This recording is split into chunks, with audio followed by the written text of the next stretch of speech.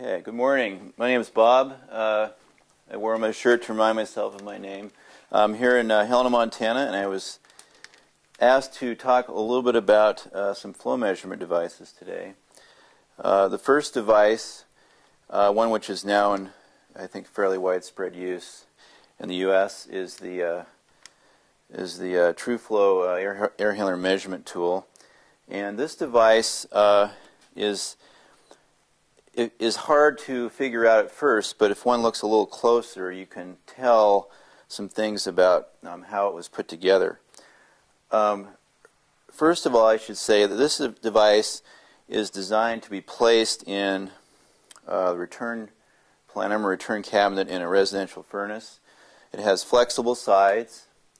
You can add spacers onto this device to size it up to different filter slot sizes. There is actually a second plate which is larger for larger systems. But if we look again a little more closely at the device, we'll find that there is a plexiglass exterior, holes drilled in the exterior, and then behind these holes there's a set of metal tubes which communicate with each other.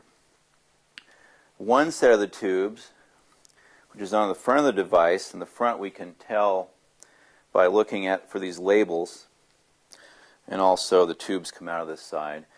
But the front of the device should be facing toward the incoming airstream. And if we look more closely at the actual tubes that line up with the holes on the front, there are little indentations and very small holes drilled in the tube. So the front of the device will actually be getting all the airflow pressure characteristics.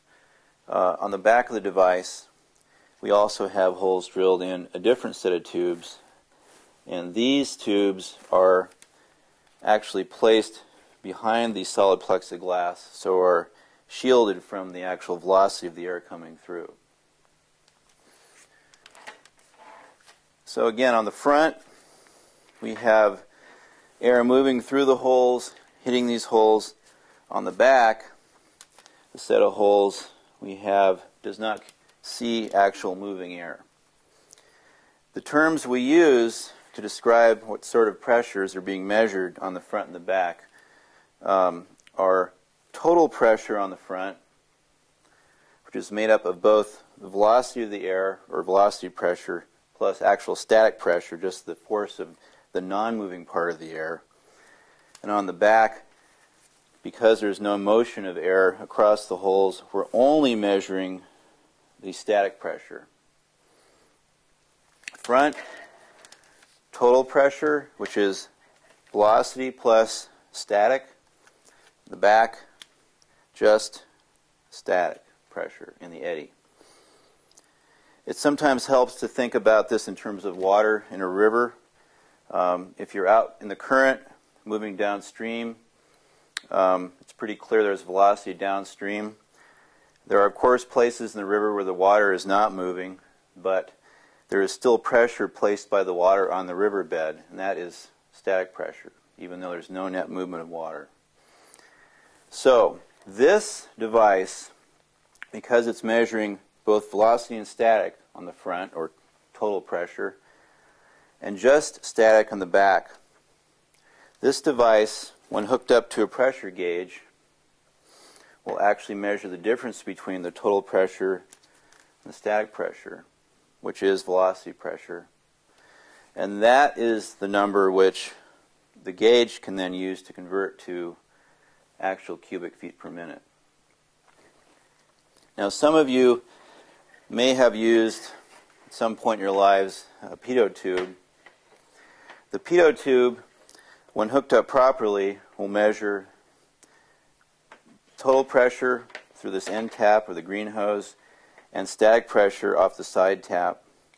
When these are hooked up to a gauge, this would give us velocity pressure the same way as the flow plate does. The challenge with the pitot tube, however, if placed into a duct, is that you have to take many, many measurements.